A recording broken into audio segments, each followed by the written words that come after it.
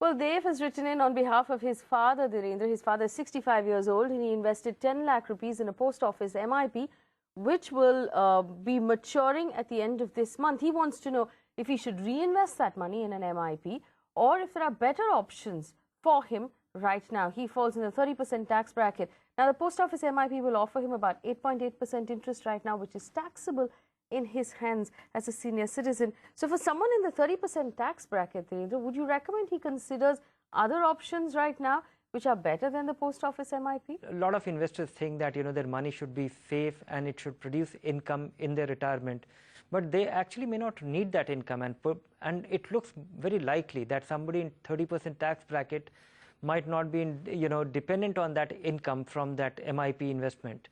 So if you're not heavily dependent on that, if you want your money to grow safely and remain liquid, then maybe he should consider our stable growth portfolio, or maybe even our conservative portfolio, which will be a better way to ensure that his money is inflation protected, is appreciating well, also reasonably liquid.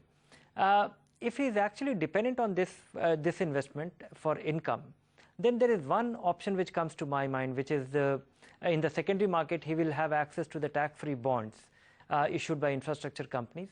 So if you invest in those, in the secondary market, it just might be yielding about 7.5%, ranging between 7.5% to 8%. And the interest income, the coupon income from those bonds is tax-free.